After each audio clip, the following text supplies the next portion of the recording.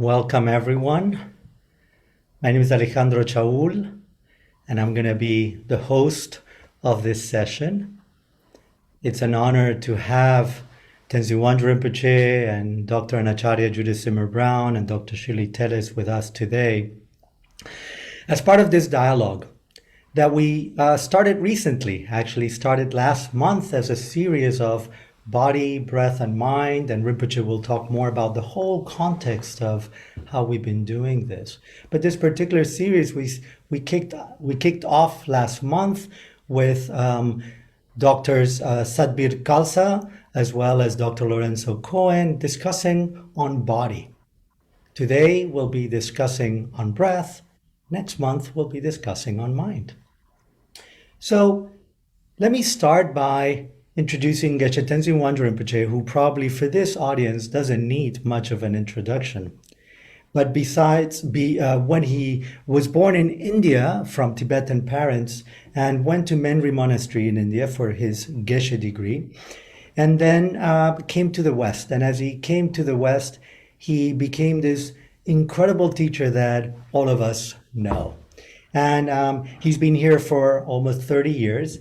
And I think it's one of the pioneers of what he's calling Cyber Sangha, of this being able to be together in this kind of platforms. He's been teaching in the West, in Europe, in the States for the last 3 decades. He's done a lot in person, traveling a lot, but also a lot in this platform. So it's really wonderful that he continues to expand through the Cyber Sangha. We have Shirley Telles joining us from India, which is wonderful. I know it's night there, so thank you for being with us at this late hour. And as I promised, we will end promptly so you can go to bed at a more or less good time and get some rest. And Shirley Telles has degrees both in the conventional medicine as well as in as an MPhil and PhD in neurophysiology, both with a focus on yoga practice. She has also received a Fulbright Fellow and a Templeton Foundation and the Creative Ideas for Neurobiology. So she brings this both a sense of a practitioner and a researcher. She is now the director of the Patanjali Research Foundation in Haridwar, India, and she has almost 200 research papers in this area. So we look forward to covering some of that. We have Acharya Judith Simmer-Brown, who also has a PhD and is a distinguished professor of contemplative and religious studies at Naropa University in Boulder, Colorado. She actually is one of the founding members of Naropa Institute. She's been a practitioner since the early 70s, a student of Chogyam Trungpa Rinpoche. You can see a beautiful calligraphy of Chogyam Trungpa in her back. And then she became an acharya, a senior teacher in this tradition by Sakyam Mipa Rinpoche. She's also the author of a book called Dakini's Warm Breath. So another way of talking about breath and that relation with sound sometimes. And so it's kind of again, for our triad, the body, breath, and mind.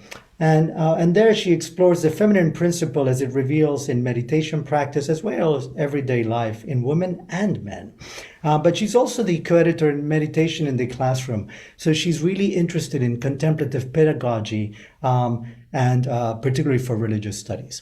So without further ado, let me pass to Rinpoche, who will tell us more about the whole context and how he came with these great ideas. Rinpoche.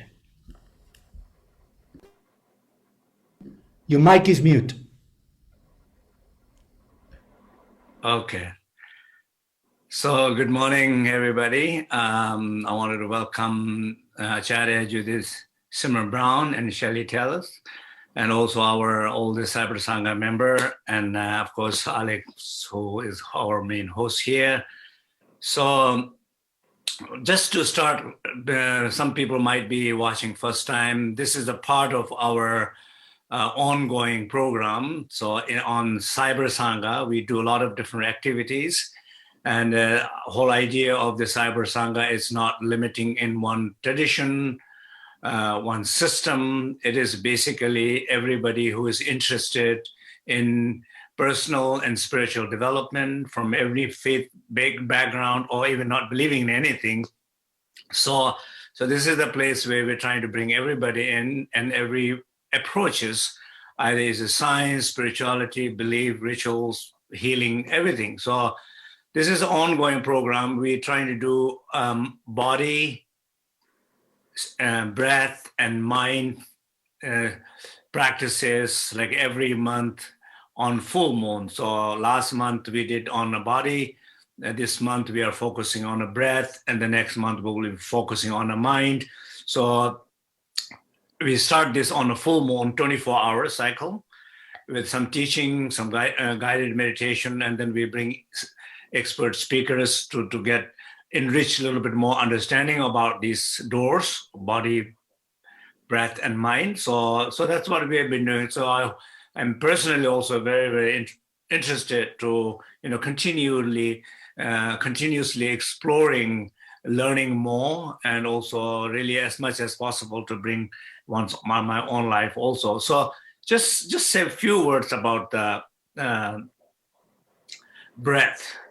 In Tibetan tradition, generally we always speak in Tantra, like in a great perfection in Dzogchen, we say lunne, lungne, simne, the essential point of the body, the essential point of the, we say wind, and or the breath. I will say a little bit about that, and then essential point about the mind. So body, breath, and mind in that sequence. And also in terms of the practices, that's always the case. There is a posture of the body, or there is a movement of the body that impacts how the channels and chakras rest in the body. Because of that, it impacts the wind, the prana, and then because of how it impacts the prana, it influences the mind. So it always never separated, never can be separated, never will be separated. Nobody has ability to separate these three things, but it's more question about how much people understand they're all connected so much, because in the end of the day, it is about development of self-development, which contains our body, breath, and mind totality together, not separate, where sometime in the West, so much focus on the body, breath, and the mind is left out. So, but also I think it's really important to understand when we talk about the breath and also when we talk about the lung, prana. So sometimes we would think about rhythmic breath. So this is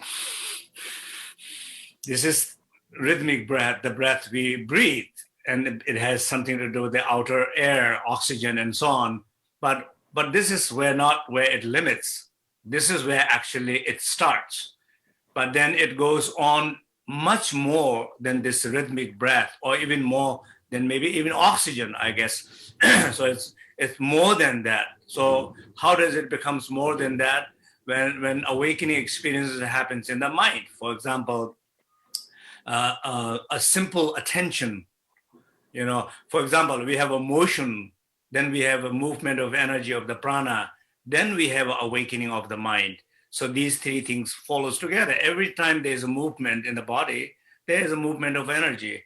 Every time there's a movement of energy, it impacts some experiences of the consciousness.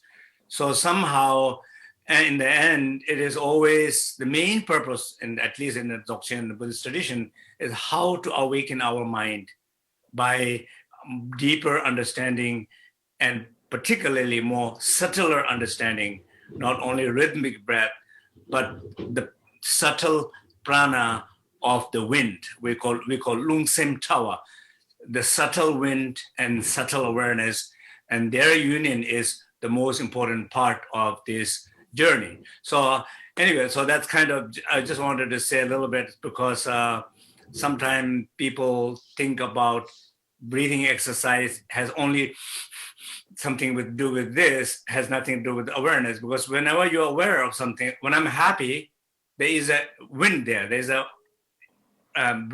breath there, there is a warmth there, but it's not a rhythmic breath. This is not what I'm breathing. So I think it's important to understand that distinction. Anyway, so I don't want to speak more here, and the cybersangha.net will be where you can find out more information. So please welcome our speakers, Alex. Yeah. Thank you, Rinpoche, and that's perfect because that's how we decided, right, to title this conversation, How Breath Carries Mind.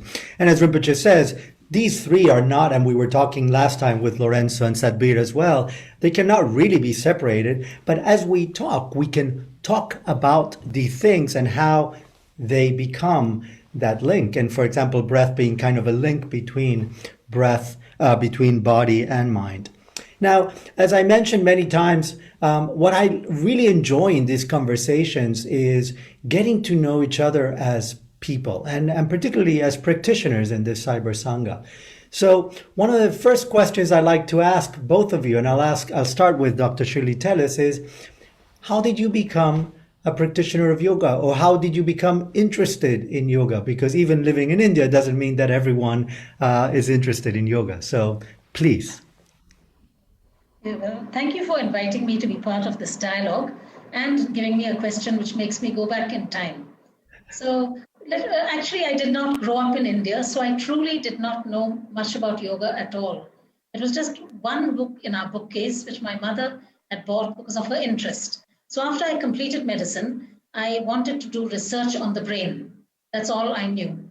And when I wanted to do research on the brain, I went to an institute which was researching the brain, and my guide said, you need to do research on yoga.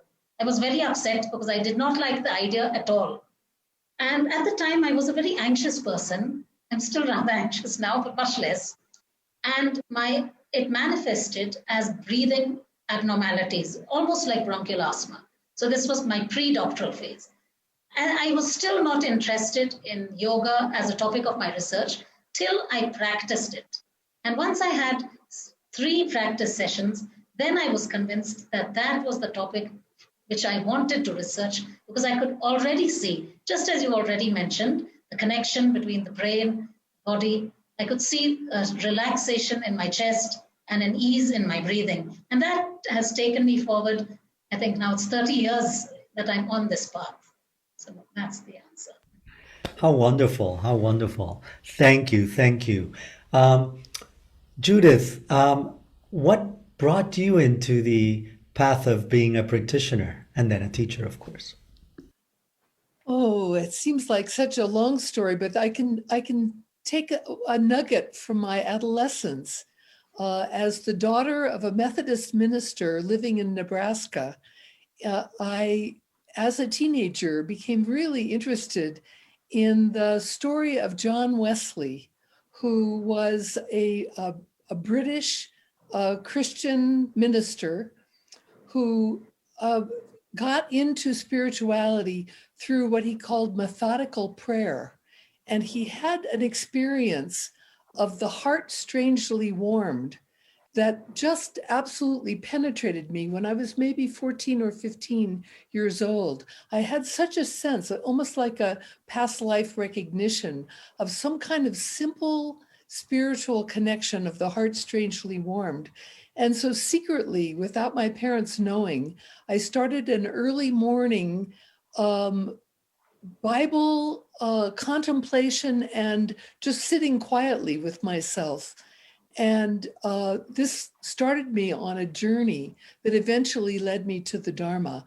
I went through a variety of explorations and experiences, too many to mention, but it started with this sense of the reason the Methodists are called Methodists is because of methodical prayer, meaning basically daily practice called morning watch of sitting quietly with oneself and the heart becoming strangely warmed. So could I also add something about this topic of breath and about the heart strangely warmed? This seems to be such an important time to be talking about breath, because at the time of COVID, we're dealing with a virus that affects people in their lungs and in their breathing. And we are exposed to the virus through breathing. We are wearing masks to protect our breathing. And there's enormous fear about breathing and about the kind of dangers of being infected with the virus. And then when we add that to the time in the United States of the killing of George Floyd and his cries to his mother that he couldn't breathe, it feels to me we have been very deeply touched in our hearts by issues around breathing and breath being deprived of us or being threatened in some kind of way. And it's a wonderful time to bring forward the spiritual teachings on breathing, because these have a possibility of really helping us in our life to reclaim our breath and to feel a sense of enormous nourishment and intimacy of breath. So I wanted to bring that in because it seems that such an important and relative topic right now, especially because in our breathing, we experience our interdependence, sharing air and breathing with all other living creatures. It's such a profound topic, breath. And so I really appreciate being invited to be part of this dialogue. Thank you, Ali.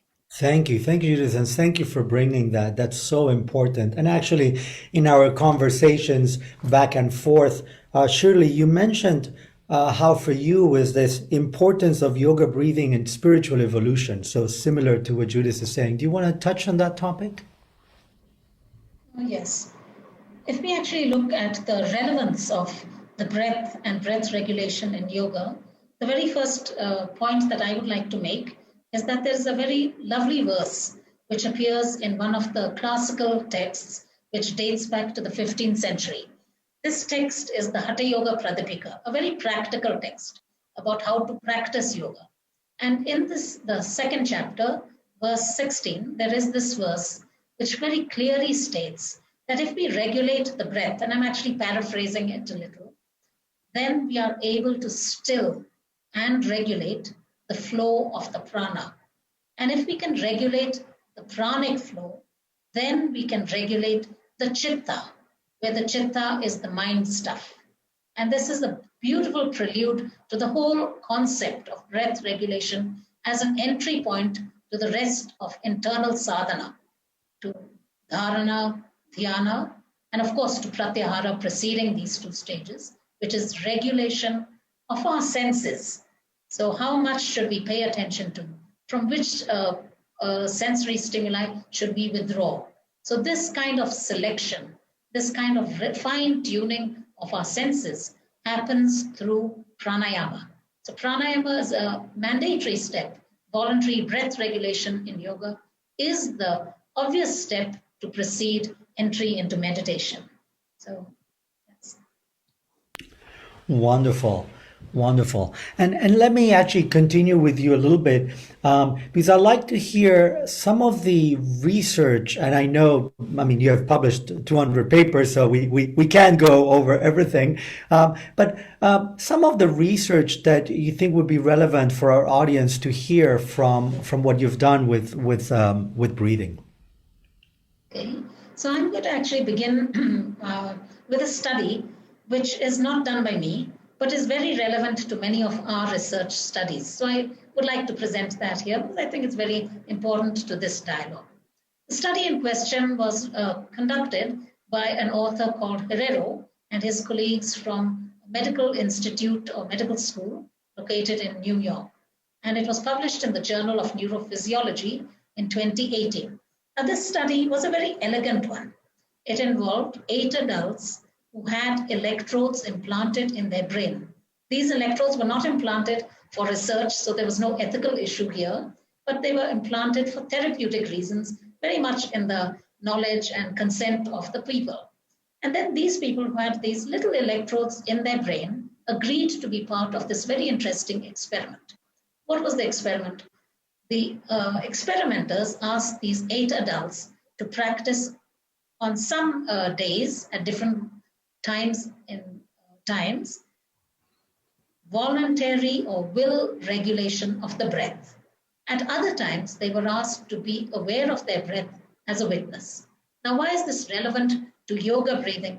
Both voluntary regulation and breath awareness are very integral parts of all pranayama practices. So when they practiced it and then they recorded the neural activity by the indwelling electrodes, and they found something very interesting. There were distinct areas and there were areas of overlap.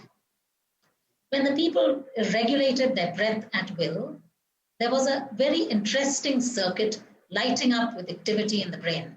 And this was the frontotemporal insular circuit, a very fundamental circuit for attention and awareness, and I'll come to that in a few seconds.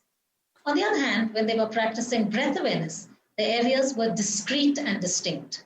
For example, there was the anterior cingulate area, which is very fundamental to being able to focus and concentrate. There was the hippocampus, which is our sort of storehouse for memories. And there was also the frontal cortex, which is so important for being a human, what is called the character cortex. So these were some of the areas which were lighting up. But what was common to voluntary breath regulation and breath awareness was a little island of gray matter called the insula, which has a very important role in allowing us to be self-aware and to have interoception, being aware of our internal sensations, as well as self-aware of all our thoughts, our perceptions, and so on. And so we see that indeed the neurophysiological evidence at this stage really does support the fact that pranayama helps us not just to be attentive, to concentrate, to direct our thoughts in a very focused way, because there are many ways to train our attention and concentration, but to switch off and to be able to go within. This probably is the beautiful contribution of breath regulation through yoga, and indeed through many other healing traditions, as we are seeing in this lovely platform, which do involve voluntary breath regulation and breath awareness. Just one more point on the research as we move a little more subtly, and I'm not yet going to touch on prana, and I will not in this few minutes. So this research actually describes what happens if we synchronize our breath with a particular thought. It could be a very powerful syllable, like the Sanskrit syllable Om, primordial sound, and so many other descriptions of Om, which I will not go into. What if we compare in the laboratory the physiological changes when a person is synchronizing their breath with the thought of Om on one day, synchronizing their breath with the thought of another monosyllable, maybe one or none or bon, which has no specific spiritual significance. There are three findings, and I'm really synthesizing many studies in order to be brief, across different research groups, including ours, looking at various methods, fMRI and other electrophysiological methods. What are the findings? So when one synchronizes one's breath with this meaningful syllable, and it's also been done in the Buddhist tradition, I am happy to say, to this group. But what are the findings?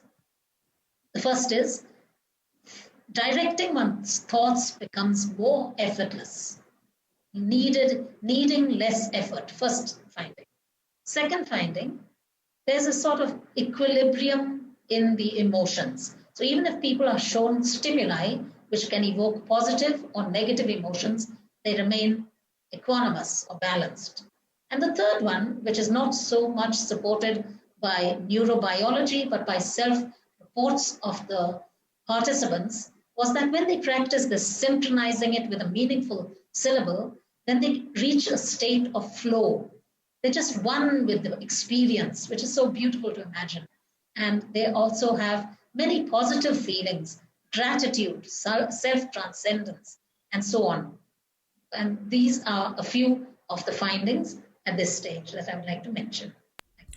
Thank you so much. It's so wonderful that you can condense the studies and give us kind of the pith results. Wonderful. Thank you. Which leads me actually to Judith, to these ideas that in the traditions, particularly in the tradition that you're in, they talk about levels of understanding of breath. So if you want to go into that. Well, I thank you, Shirley, so much for this summary of this fascinating research. And there are many ways in which the scientific research parallels the sacred literature about breath. So this is a wonderful conversation. I think about my own journey of over the many years of practice of beginning to discover different levels of what breath really is and how breath manifests in experience. And I realize in my own journey, it repeats things that I see in layers in the Buddhist tradition as well.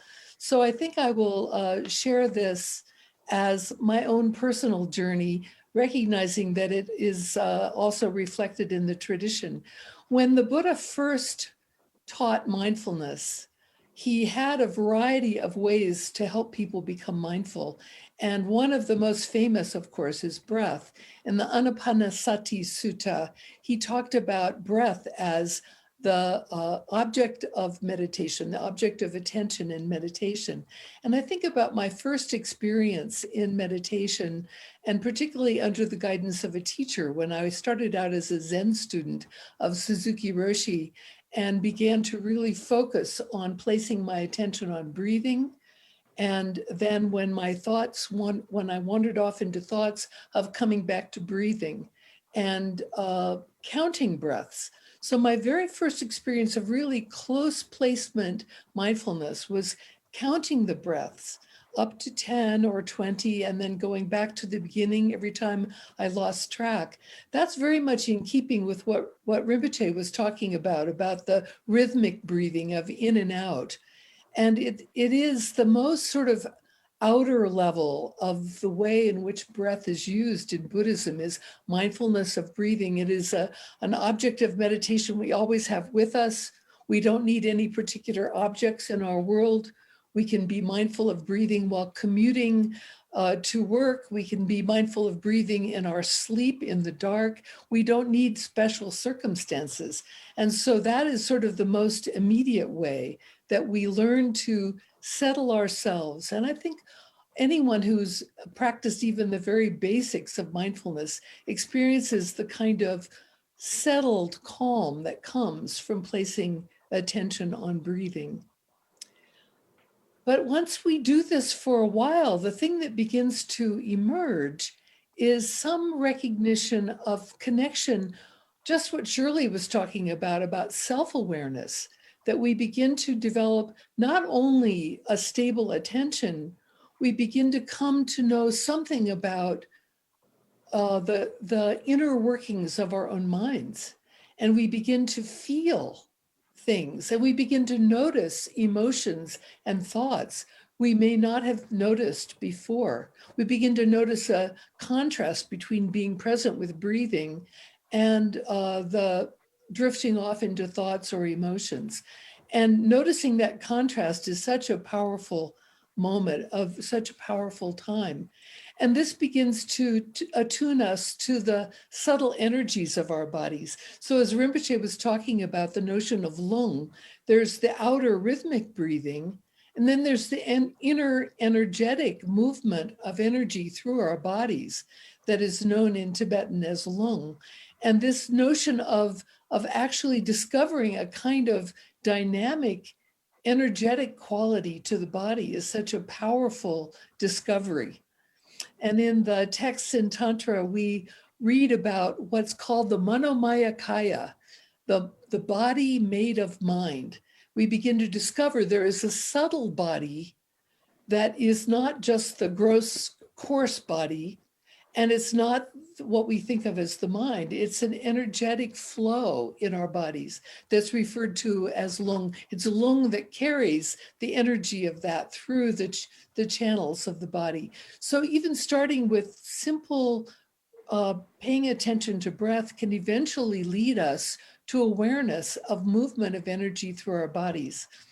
And I remember my earliest instructions from Chogyam Trungpa Rinpoche were about synchronizing body and mind, that those were the most pervasive meditation instructions we were giving in our sitting practice, synchronizing body and mind so that then mind begins to ride the breath and begins to ride the subtle channels of the body.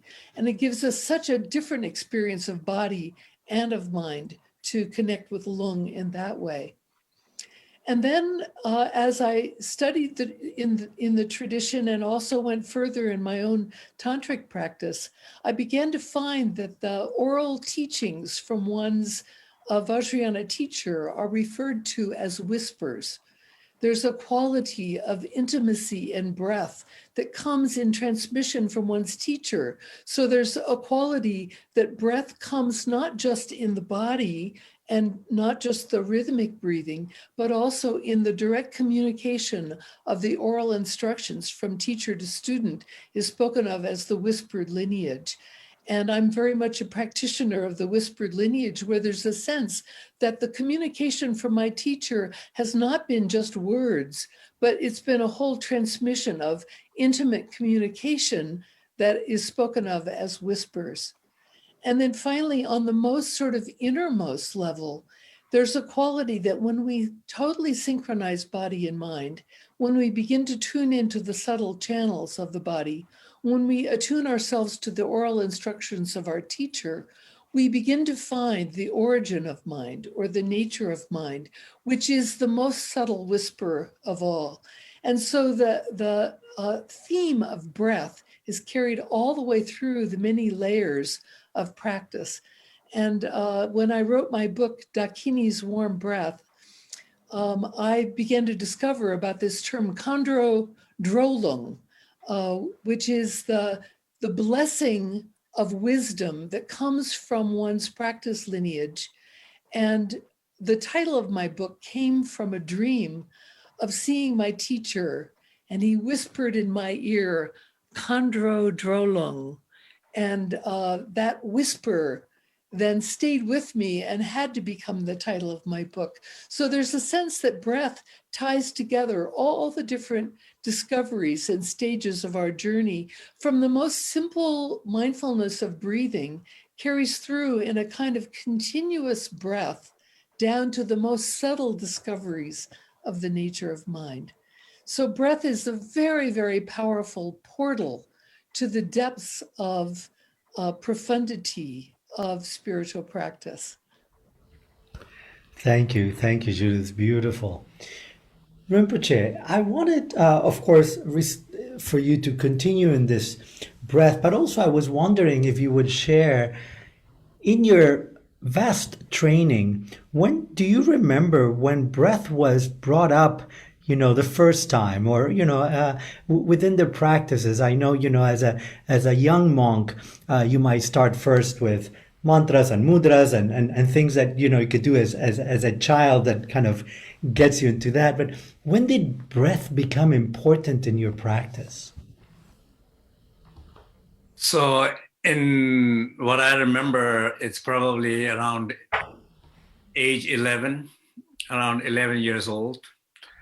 I went to Lope Sanjay Tenzin to receive POA practice. It's called transference of consciousness. So the main part of the POA practice was using the breath, but like a breath and sound, strong sound, to open the channel and open the crown. So so that was the main practice, first time, and as a 11, 12 years old, I was not the one who was very still, very hyper, a lot of movement, a lot of doing things all the time.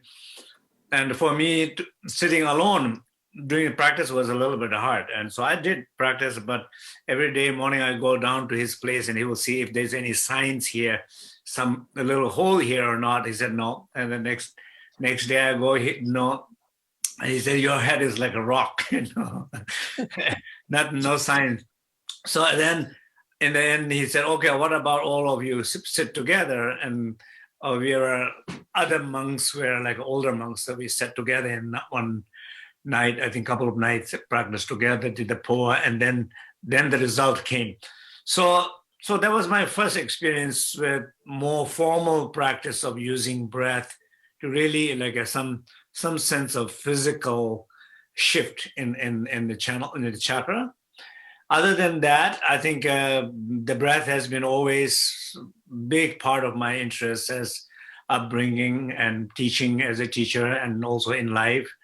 And I truly, truly believe that the higher understanding of the breath is the future medicine. Basically, the subtle awareness understanding of the medicine is the future medicine.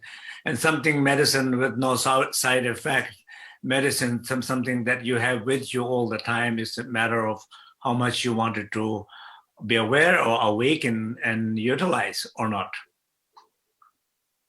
Thank you, Rinpoche. And actually, let me continue with you for a moment, particularly in this topic of medicine, breath as medicine, that Judith also mentioned, particularly now in times of COVID, and how, and with and with George Floyd, this "I can't breathe," and so this aspect of noticing in our society all the restrictions of breath, and then you growing up in this place where breath was such a tool to spiritual awakening. If you want to say a little bit about that and how, as you say, kind of breath is medicine, or breath as medicine. So, yeah, I think breath, and as I think Shirley and Judith both mentioned, that some sense of breath is a strong tie connection to the prana, the different layers of prana, the subtler, and basically breath is a life.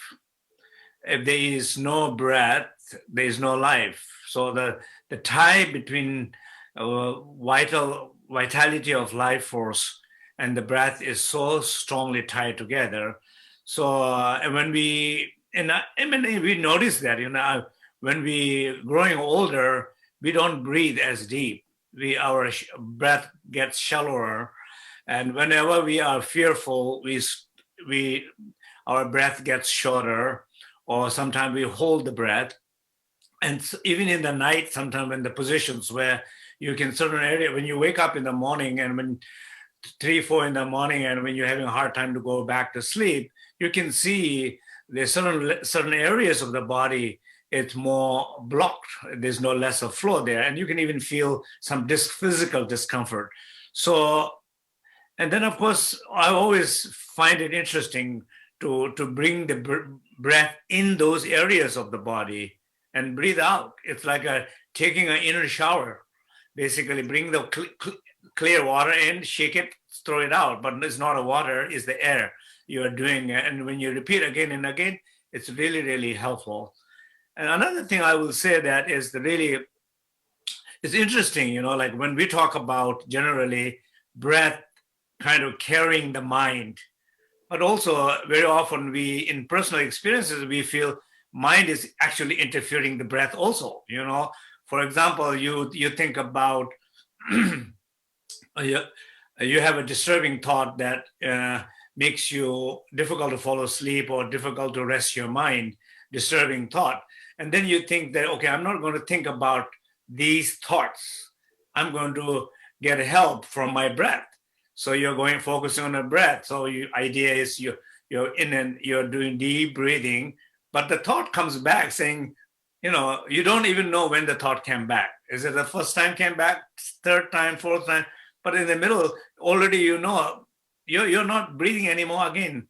Thought interfering your breath rather than breath supporting your mind. So this struggle between the mind and the breath is also, I think, I think we all go through that, but I feel like it's really, really important that in a deep insight to know that if you're able to regulate your breath more with your familiarity to your practices, then eventually the mind will stop. These fear will stop. Eventually, you will breathe deeper. Eventually, the energy will be more flower. You will feel more sense of freedom and joy and expression of your humor and joy more when you are able to regulate your breath. So, in some sense, I think, knowing it, believing in it, trusting in it, and not giving up in the breath. If you really want a success in some flow of mind, I think that's how I think it's important. Yeah. Thank you. Thank you. Shirley, let me come back to you. First of all, you've trained both in conventional medicine and also in neurophysiology, and you both focused on yoga. And as you were telling us a little while ago, at the beginning, this was not the direction that you wanted to go. But somehow it seems, if I understood well, that practicing kind of got you interested, kind of brought that bug of interest in you. And can you tell us a little more about that and how now, with your knowledge of conventional medicine and neurophysiology, how that started making sense? So yeah, that's a nice question to ask me because I like mentioning it. At that point, it was understanding about yoga to begin with, a lot of theoretical knowledge, which did not move me. But later on, as I had a practice session, and this was arranged by my research guide in the way of trying to evoke some interest from me about yoga. At first, I didn't have any belief that practicing would make me interested. So it sounds funny to say that when I say my whole life has been after that in yoga. Well, when I practiced, I noticed the first thing was a change in my easy arousability. I could feel that I had become more relaxed, and that night I had a very deep sleep. And this consistently remains my experience whenever I do a particularly long and sustained practice. Whenever I practiced that night, I could say anything more than 30 minutes sustained, synchronizing with the breath, it's almost a guarantee that the sleep will be good. In case in travel or some other time it's interrupted, it's been my experience, may sleep well, but it won't be that wonderful, deep, and refreshing. So this has been my experience consistently after that initial one. The other ease I felt was that even if I did get a little breathless, remember I did mention that I had a starting point where I used to feel choked, a bit like bronchial asthma. Whenever I had a slight sensation of feeling breathless, I'd get into a lot of panic and feel I want to take some medicine or do something very quickly, which would make it worse. But as I started practicing yoga, just a week into the practice, that panic was no longer there. So I'm happy to say that I used to keep some medicine with me, but even going to the highest motorable road in the world, which is in Ladakh, I went without any medicine and I feel so good. And I said, this is the effect of yoga for me. So I'd say that is the thing, the good sleep, the general physical well-being, but even more, conquering the panic about it. Because as you have mentioned, talking about George Floyd or about COVID, a great feature, and this is now talking from the angle of conventional medicine, if a person has any breathing difficulty and then they experience actual real difficulty, so the person has a diagnosed condition, but they can normally breathe reasonably well. Then for some reason on one particular day, there's an actual tangible difficulty. Now the mind then kicks in and says, I'm going to get choking, may even be an existential problem, I may die. And at that time, the panic causes further worsening of the breathing condition. The bronchi become tight and constricted, the person gets breathless, and the panic only worsens it still further. But if a person, now does it mean that if a person has asthma, they should disregard their symptoms? No.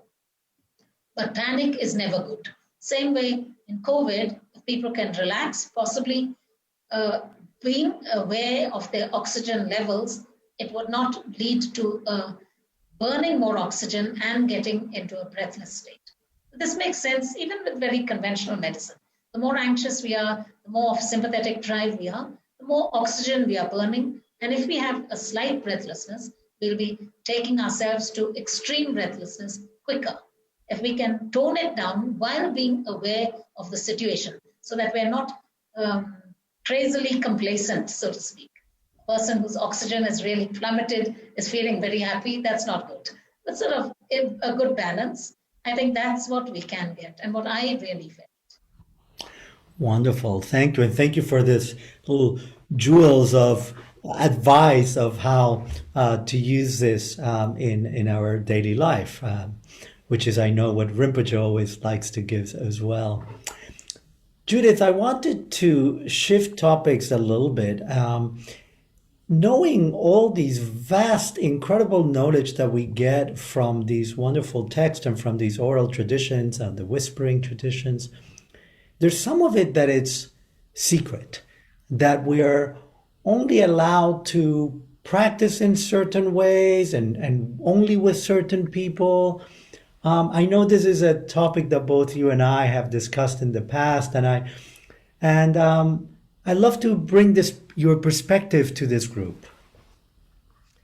Yes, we have talked about this, and Ali, thank you so much for bringing this up, because you and I are both practicing in traditions with subtle body practices that, at least in my lineage, are kept incredibly private and secret, not to be shared with anybody. And that's not always true in most lineage or other lineages. So you and I have talked about what the difference might be. I think that there's part of it is just a kind of long time tradition, but I've thought about it a great deal, particularly because of being a Naropa University professor and also somebody who's written about Tantra, and trying to identify where is the line about what is good to share and valuable, beneficial to share, and what is not, aside from the advice of my teachers or the cautions of my teachers. First of all, I think there's a famous phrase in Vajrayana that something must be experienced to be known. And I know about myself that as somebody who loves to do research and to read, and there's so many wonderful books on spirituality out there, many teachings that in the past have been unavailable that are now available if you have an Amazon account. You have a chance to actually read all kinds of things about practices. I know for myself that if I think I know something, that very often it prevents me from really knowing it. That sense of the intellect getting ahead of the heart or of the actual embodied experience. And so it seems to me the wisdom of an esoteric tradition, keeping things private, is to allow us the naivete and innocence of being able to be exposed to a practice and to an experience and actually have the experience rather than think I have the experience. And as an academic, it's epidemic for people to think they know something that they've never experienced. There are all these people out there in academia who are talking about practices and religious experiences that they themselves have never really experienced personally.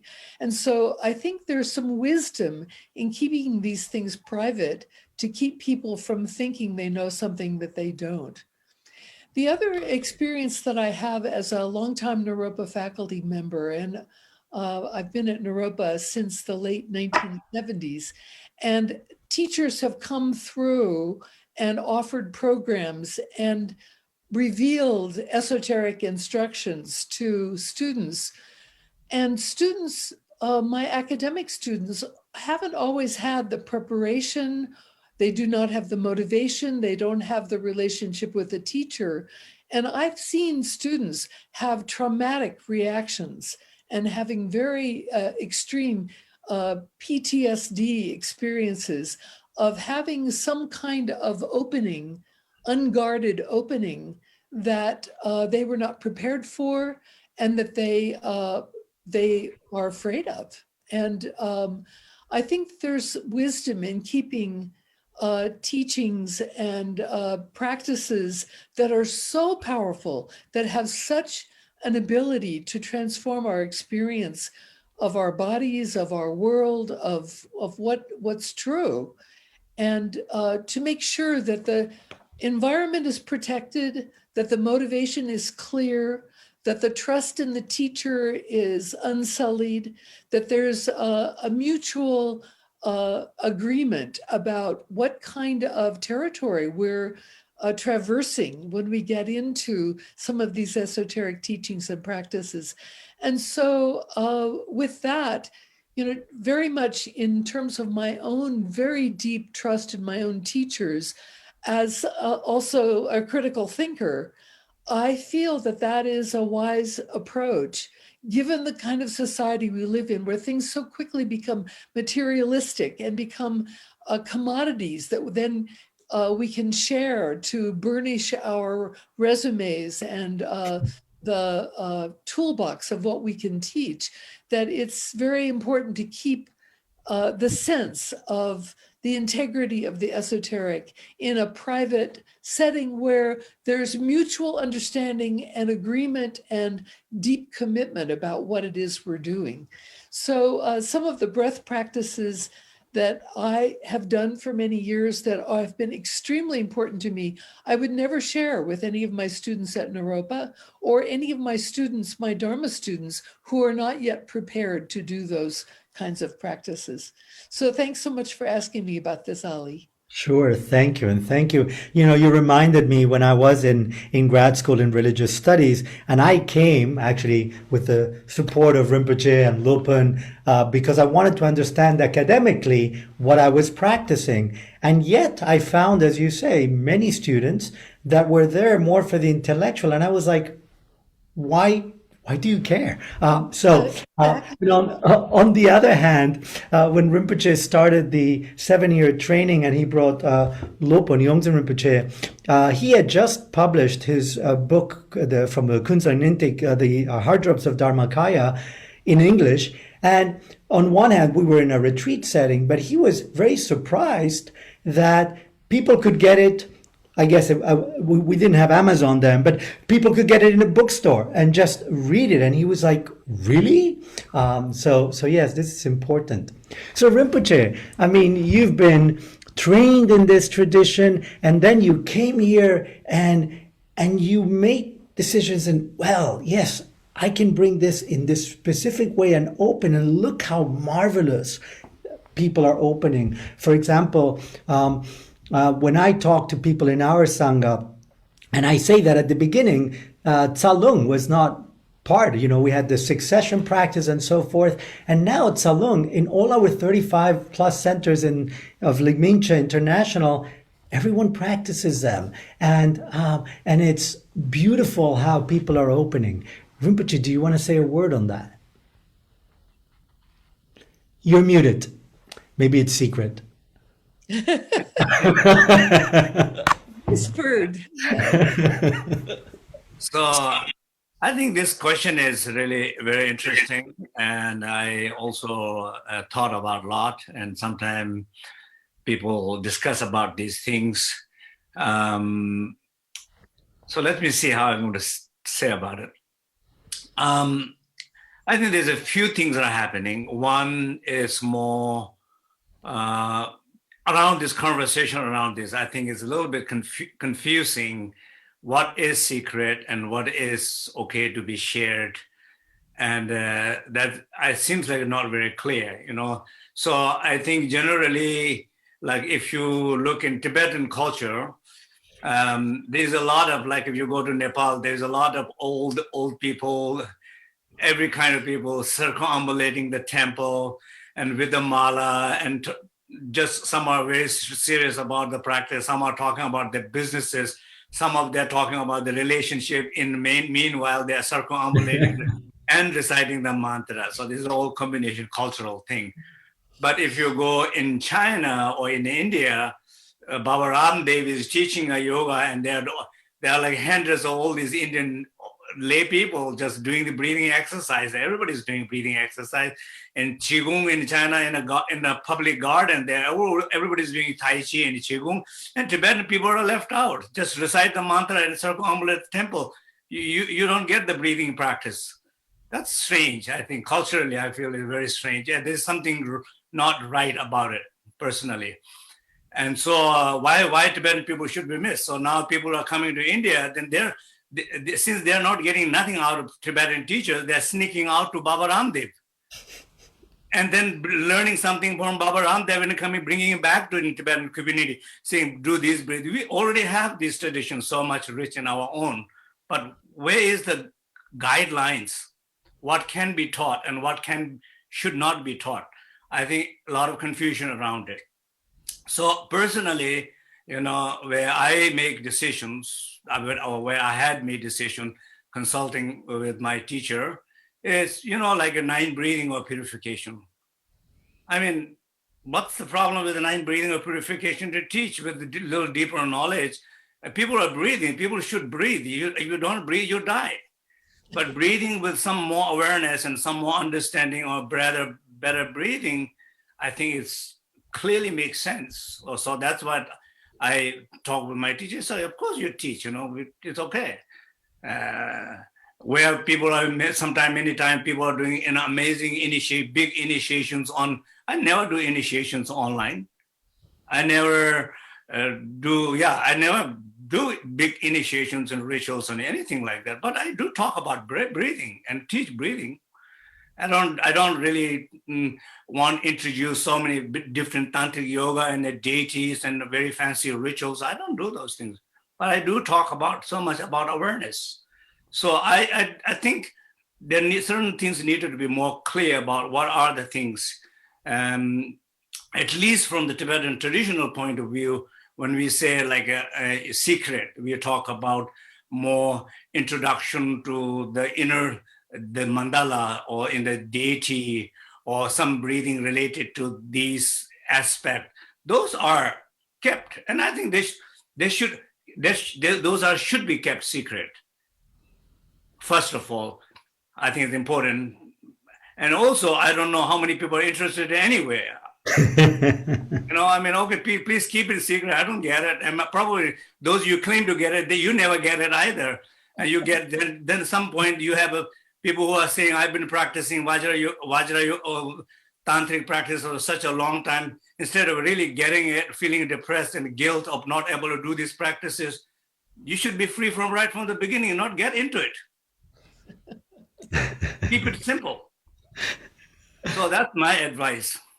Thank you. My teacher used to say that best not to get into Vajrayana, just best not to even do it. If you do, you have to do it completely. But if you have any question, you should just forget it because there are other things to do with your life. Thank you. And particularly breathing is an important thing. So as we close, and I want to respect particularly Dr. Telles' time before go to sleep, let me go to you. Any final comment that Dr. Telles you want to tell us? In connection or continuation with what we've just spoken about, secrecy and precautions, I would also like to say that while yoga breathing practices are largely safe, they are very powerful. And so safety considerations are essential, especially for those which are supposed to be able to unleash the subtle energy, the prana, and particularly in the form of kundalini. And these practices have to be done under close supervision and very carefully. There are also certain prescribed checks, what are called locks and bandhas. So that's the only point that I would like to add. Thank you so much. A very, very important point of caution as well. Thank you, and thank you for being with us. Judith, any last thought or last comment? I think the one remaining thing is on a slightly different topic, and that is just acknowledging how important breath is, not just in Buddhism and religions coming from India, but my home tradition that I was raised in Christianity, the talk about the Holy Spirit. The word spirit means breath. And the Holy Spirit is spoken of as the breath of God. And the sense of, a sudden sense of the heart strangely warmed is described as a Holy Spirit experience. So that sense of breath being holy and being sacred in world traditions extends into Western religion as well. I think that it's sometimes the emphasis is so much on Asian traditions putting emphasis on breath, but it's definitely there in the Abrahamic traditions as well. where the breath of God is very, very important. So I just wanted to extend that out to people in the Cyber Sangha who may be new to Asian religions and have a lot of exposure to Abrahamic religions. Thank you. As our common friend Andy Fort would say, it's both east and west of Jerusalem. So we have them. So Rinpoche, any final thoughts or comments? Well, I want to just thank Judith and Shirley, and it was wonderful to meet both of you and to know your work. And so I just wanted to thank, and I wanted to say that all our Cyber Sangha member. So I hope that among this conversation, you found something how to integrate the silence and the breath together, bring it together in this month and really engage practice. And thank you, Alex, for coordinating this wonderfully and putting a lot of energy, time into organizing this. So thank you.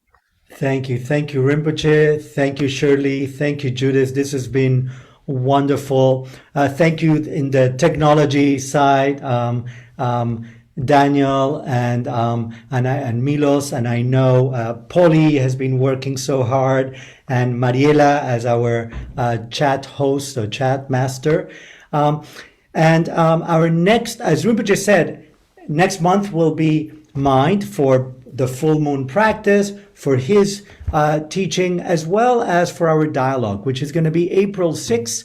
And it's going to be with Elisa Cosasa from Einstein Hospital down in Sao Paulo, Brazil, and Eve Ekman from the Greater Good Foundation or Center up in Berkeley, California, actually close to you, Rinpoche. So thank you, everyone. It's been wonderful. Thank you again, Judith, Shirley, Rinpoche. Have a great rest of the day, and Shirley, night. Thank you. Thank you.